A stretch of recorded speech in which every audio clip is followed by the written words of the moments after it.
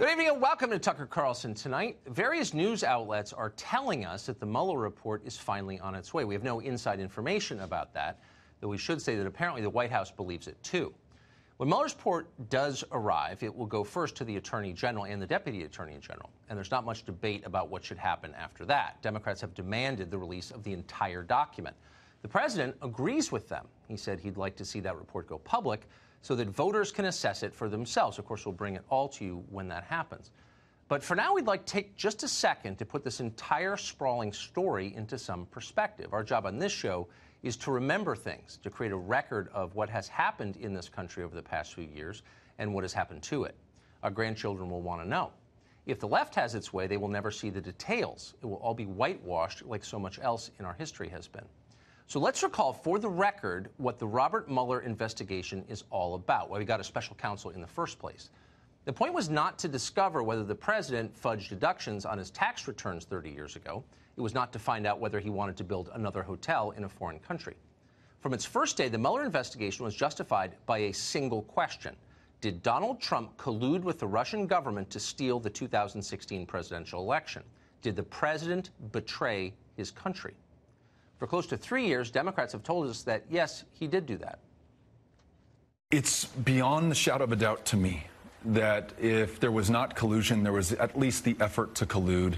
I think there's plenty of evidence of collusion or conspiracy in plain sight. There's more to be learned about it. I believe there's been collusion. It's starting to smell more and more like collusion. We saw cold, hard evidence of the Trump campaign, indeed the Trump family, eagerly intending to collude, possibly, with Russia. These are not minor charges, and if you grew up in this country, it is hard to shrug them off. Now, Maxine Waters is irrelevant. She's a living sideshow. But Nancy Pelosi is not. She is the Speaker of the House of Representatives. She's third in line to the presidency. Adam Schiff is the chairman of the House Intelligence Committee. He's privy to the most highly classified information our government has. John Podesta, who you just saw, was the chief of staff in one White House. He was a senior advisor in another White House. Beto O'Rourke has raised more money than anyone running for president in 2020. These are not peripheral figures making these charges. They're the most serious people in the modern Democratic Party, and we took them seriously. We felt we had a duty to understand why they were calling the President of the United States a traitor. So we asked them. We interviewed a number of those people on this show. One of the most persistent accusers was Congressman Eric Swalwell of California. He's also a member of the House Intelligence Committee.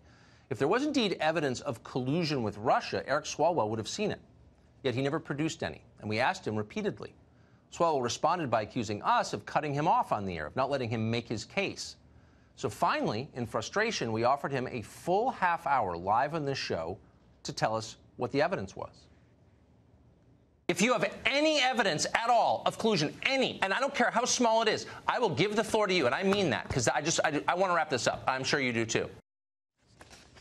So months later, Swalwell accepted our invitation. He came on the show, but he never produced a single piece of evidence that the Trump campaign colluded with anyone. Instead, he accused us of working for a foreign power.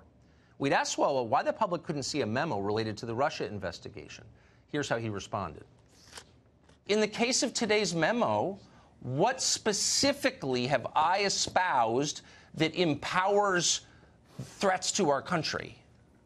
You're peddling the narrative that the Trump administration is putting out, which also is the Putin narrative, because they're retweeting this with their Russian bots. If you're on the same side as WikiLeaks and Putin, I wonder, do you perceive if you're on the same side as WikiLeaks and Putin, you should take a step back and wonder, whose bidding are you really doing? So for asking to see a government document that he himself had seen, Congressman Eric Swalwell suggested that we were treasonous. There's been an awful lot of talk like that over the past couple of years. It has completely changed Washington. People in this city are now afraid. They watch what they say. They don't send emails. They worry about being denounced. Demagogues like Swalwell have terrified them. From the beginning of this investigation, there has been virtually no honest public debate about what is happening or what has happened. Watch this exchange from the early days of the administration. Congressman Adam Schiff came on this show. We asked a simple fact-based question about what we know and what we don't know. And it was, are we certain the Russian government hacked John Podesta's Gmail account? Here's how Adam Schiff responded. Can you look right into the camera and say, I know for a fact the government of Vladimir Putin was behind the hacks of John Podesta's email? Absolutely. The government of Vladimir Putin was behind the hacks of our institution and the dumping of information. Of John Podesta's email. Not only in the United States, email. But also in Europe. Okay, you're not, you know what, you're dodging. And Tucker, no, look and say, I know they did. John Podesta's emails, they hacked those. And I think that Ronald Reagan will be rolling over his grave at your carrying water for the Kremlin. I'm not carrying water for the... You're a sitting member of Congress on the Intel Committee, and you can't say they hacked... You're gonna have to move your show to RT Russian television. So to this day, even the most basic, the most elemental questions about the claims in this Russia story remain unanswered. Meanwhile, we've upended our entire foreign policy. We put Americans in prison, all on the basis of charges nobody has been willing to prove. How do we know that, Congressman? Shut up, you're a Russian agent. The conspiracy hawks seem totally impervious to shame or reason. You couldn't debate them because they wouldn't engage. They just threw slurs. They felt no need to demonstrate that any of it was true. At what point do you draw the line and not accuse the President of the United States without any evidence of being an agent of Russia? Yeah, he's betrayed our country, and I don't say that lightly. I worked as a prosecutor for 7 years, and But betraying the country, by the way, we want evidence before you say that, but you said an agent of Russia. Yeah, he works on their behalf. But as a prosecutor, that wouldn't be evidence in court. I mean, as a prosecutor, you know the difference between hard evidence and circumstantial evidence. I'm not hearing the evidence that he's an agent of Russia. Yeah, I think it's pretty clear. It's almost hiding in plain sight. It wasn't just Swalwell and Schiff. Some of the most respected, supposedly sober figures in our society engaged in this behavior for years. They said things that were so reckless and so damaging to this country that it's almost hard to believe it was happening. Keep in mind as you watch this clip that not so long ago, John Brennan was the director of the CIA, the most powerful intelligence agency in the world. McClatchy's reporting right now that Special Counsel Robert Mueller has evidence that Trump's personal lawyer and fixer, Michael Cohen, secretly made a late summer trip to Prague during the 2016 presidential campaign. According to two sources familiar with the matter, confirmation of the trip would affirm part of the Steele dossier. Reports that Mr. Cohen was in Prague, despite his denials, repeated denials. There is more and more indications that there is something here that is far, far from being anything near a witch hunt. Michael Cohen was in Prague meeting with his Russian handlers. That's what Brennan just told us on cable television. Now, you'd think if anyone would know that fact, it would be the director of the CIA. The CIA knows all. Except perhaps on this one question, Michael Cohen himself might know more. Cohen was asked directly about it when he testified before Congress. Cohen had no reason to protect Donald Trump. He had many reasons to hurt him. Here's what Cohen said. You have been to Prague? I've never been to Prague. Never have? I've never been to the Czech Republic. You might balance my time. At the same hearing, Cohen also told Congress that in all his years working as Donald Trump's personal attorney, one of the most intimate relationships in Donald Trump's life, he had never seen any evidence of collusion with Russia. Now, any fair person would consider that the beginning of the end of this story, case closed. But it was too late. By that point, the Russia investigation had become such a ratings bonanza for the cable news channels that they couldn't slow down. They had no incentive to admit defeat. They had no incentive to acknowledge reality. So they continued, as they had since the inauguration, as if this story was entirely real. Night after night, they brought us an endless parade of screamers, buffoons, and half-wits, all claiming knowledge of the conspiracy. Here, to pick one among 1,000 examples, is self-described intelligence expert Malcolm Nance delivering his analysis on MSNBC.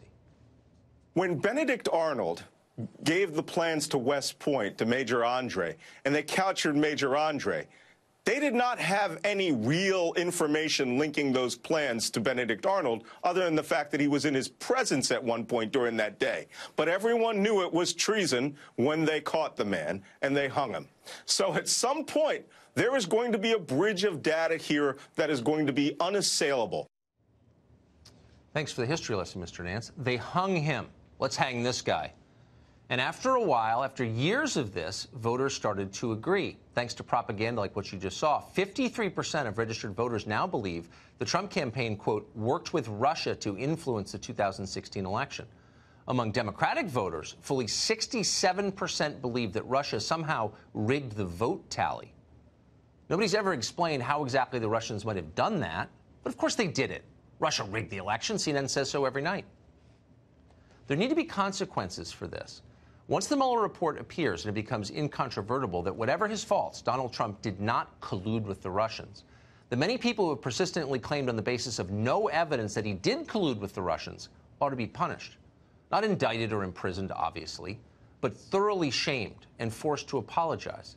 If Republicans spent 3 full years falsely claiming that Barack Obama colluded with the government of Iran, would those who claimed that ever work in media or politics again? That's a rhetorical question. Lying and recklessness should never be ignored. In 2003, the United States invaded Iraq on the premise that Saddam Hussein possessed massive stockpiles of chemical and biological weapons. Many of us believed it, but the claim was false. Thousands of Americans died. Trillions were wasted. Nobody was punished. To this day, Max Boot takes a paycheck from the Washington Post. Bill Kristol appears on MSNBC. John Bolton is this country's national security advisor. There were no consequences to their foolishness and their dishonesty. None. And so we started a series of eerily similar wars, all with entirely predictable results. Nobody learned anything.